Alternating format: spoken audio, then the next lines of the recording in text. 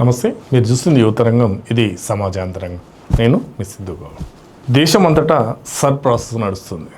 దానిపైన అధికార పక్షమేమో ఓటర్ జాబితా ప్రక్షాళన అంటుంది, ప్రతిపక్షాలేమో బీజేపీ తమకు అనుకూలంగా ఓటర్లను మలుచుకోవడం కోసం చేస్తుంది ఇదంతా.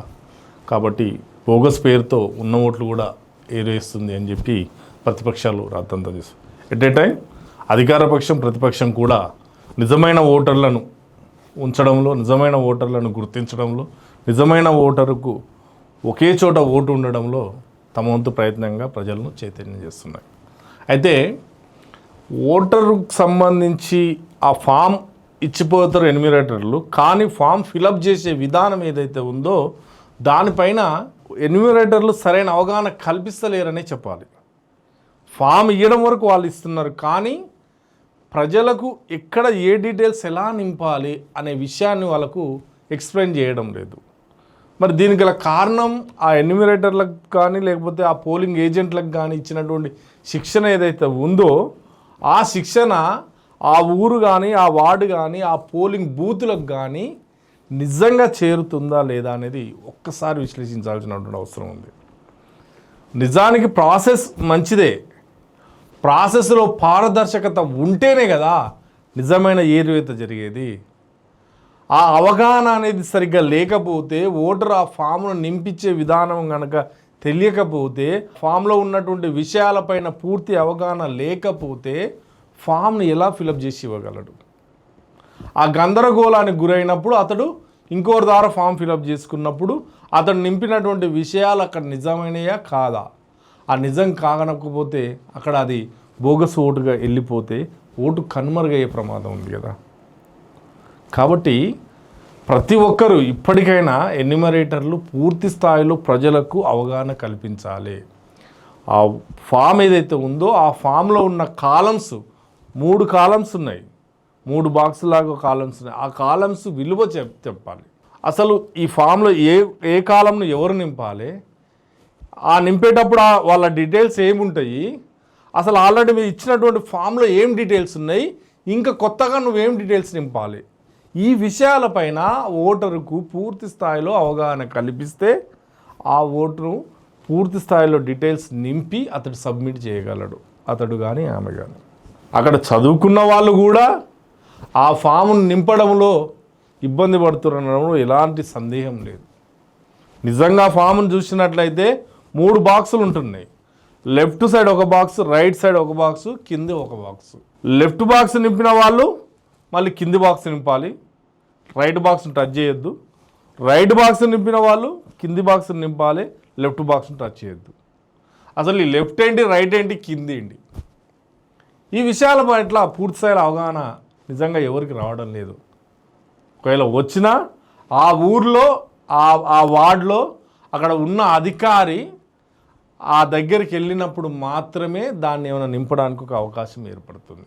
ఎందుకంటే ఈ ఓటరుకు సంబంధించిన పూర్తి వివరాలు అతను క్యూఆర్ కోడ్లో కనుక స్కాన్ చేస్తే పాత డీటెయిల్స్ అన్నీ అతనికి కనిపిస్తున్నాయి, కాబట్టి అతను చెప్పగలుగుతున్నాడు. మరి ఎన్యూమరేటర్లు ఇంటింటికి వెళ్ళి ఇచ్చిన ఎన్యూమరేటర్కు ఆ వివరాలు తెలియకపోతే ఓటర్ను ఎలా ఫామ్ నింపగలడు? నిజానికి ఆ ఫామ్లో ఏముంది అంటే 2002 కంటే ముందు సర్వ్ చేసినప్పుడు నీకు ఏమని వివరాలు ఉన్నాయి, ఒకవేళ 2002 కంటే ముందు నీకు ఓటు లేనట్లయితే ఆ 2002 తర్వాత ఓటు వచ్చినప్పుడు నీ వివరాలు ఏమున్నవి, 2002 కంటే ముందు నీ వివరాలు వచ్చినట్లయితే ఓన్లీ లెఫ్ట్ బాక్స్లోనే వివరాలను ఫిలప్ చేయాలి, 2002 తర్వాత వచ్చినట్లయితే రైట్ బాక్స్లో ఫిలప్ చేయాలి.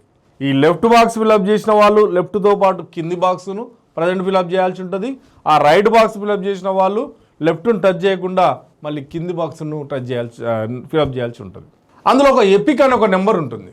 ఆ ఎపిక్ నెంబర్ అనేది చాలామంది ఏమంటారంటే ఆ పైన నీ ఫోటో ఇచ్చినప్పుడు ఫోటో కింద కాన్స్టిట్యున్సీ ఉంది, కాన్స్టిట్యున్సీ కింద తర్వాత ఫోటో కిందనే నీ ఎపిక్ నెంబర్ కూడా ఉంది కదా, అదే ఎపిక్ నెంబర్ నింపాలి అనేటువంటి కన్ఫ్యూజన్ అక్కడ క్రియేట్ అవుతుంది.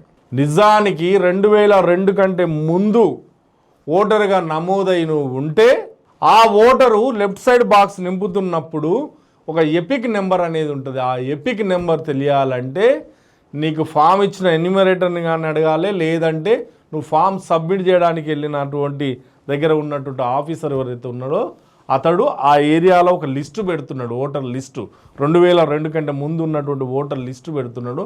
ఆ లిస్టును చూస్తే అక్కడ నీ ఎపిక్ నెంబర్ ఏమని ఉంటుంది అంటే ఏపీ అని చెప్పి ఒక 14 నెంబర్లు ఉంటాయి.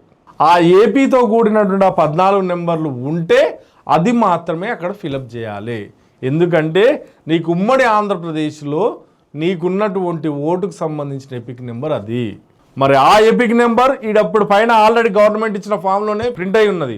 ఆ ఎపిక్ నెంబర్ ఈ 2 చూసి ఈ క్యాండిడేట్ బతుకున్నాడు కాబట్టి ఇతనికి ఓటు ఇద్దాము, ఈ క్యాండిడేట్తో పాటు ఇరువరకు ఉన్న ఓటును తొలగించి ఇది కొత్త ఓటుగా ఈ ఓటును ఉంచుదామని చెప్పి అక్కడ ప్రక్షాళన చేసేటువంటి అవకాశం ఉంది. దాంతోపాటు అక్కడే నువ్వు డీటెయిల్స్ నింపేటప్పుడు నీ పాత కాన్స్టిట్యున్సీ పేరు రాయాలి, నీ పాత రాష్ట్రం పేరు రాయాలి.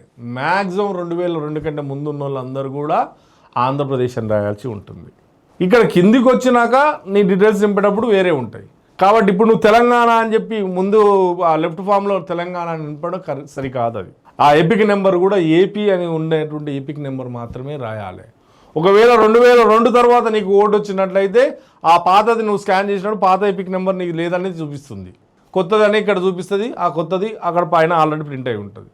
కాబట్టి ఓటర్లు గందరగోళానికి గురవుతున్నారు. ఆ ఓటర్ల గందరగోళానికి తెరదించాల్సినటువంటి అవసరం ఉంది. కాబట్టి ప్రభుత్వం అధికారులను మరింత చైతన్యం చేయవలసిందిగా ఆదేశించాలనేది ఇక్కడ సందర్భం ఏర్పడింది.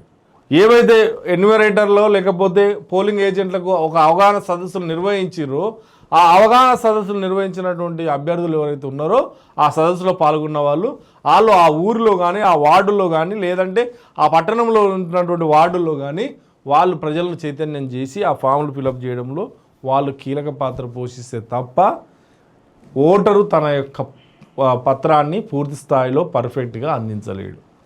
ఇక్కడ క్లియర్గా మళ్ళీ చెప్తున్నాను, వినండి.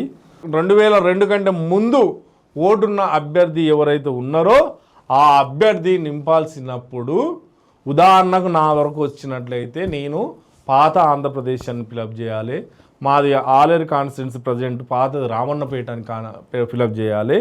తర్వాత ఆ ఎపిక్ నెంబర్ వచ్చేసరికి ఏపీలో ఉన్నటువంటి విత్ ఏపీతో ఇంక్లూడ్ అయి 14 2 అక్షరాలు ఇంగ్లీషు 12 అంకెలు నెంబర్ ఉంటుంది.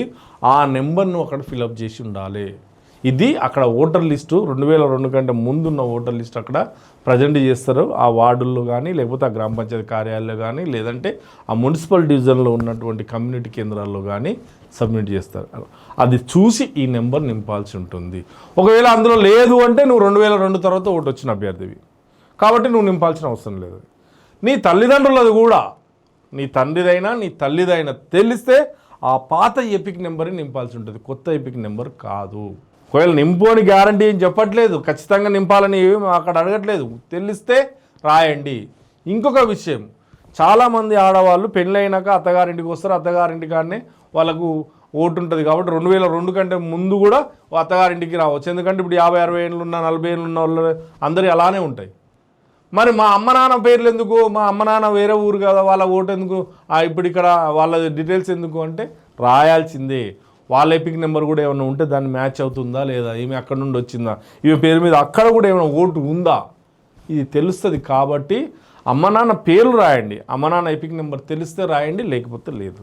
కానీ నీ ఎపిక్ నెంబర్ కాడికి వచ్చేసరికి మాత్రం 2002లో SIR అనేది అప్పుడు కూడా జరిగింది కాబట్టి ఆ 2002 కంటే ముందు నీ ఎపిక్ నెంబర్ ఉందా లేదా, ఉంటే ఖచ్చితంగా ఆ పాత ఎపిక్ నెంబర్నే రాయాల్సి ఉంటుంది.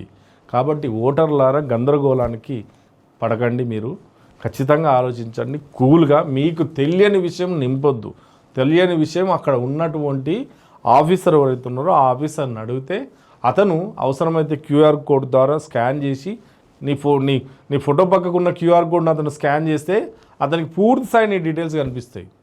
దాన్ని ఒక పేపర్ మీద రాసుకొని ఇక్కడ పాత కాన్స్టిట్యున్సీ పేరు, దానికి సీరియల్ సంఖ్య, నీ ఓటర్ సీరియల్ సంఖ్య, నీ బూత్ నెంబరు, ఇవన్నీ కూడా ఉంటాయి, అవన్నీ రాయాల్సి ఉంటుంది.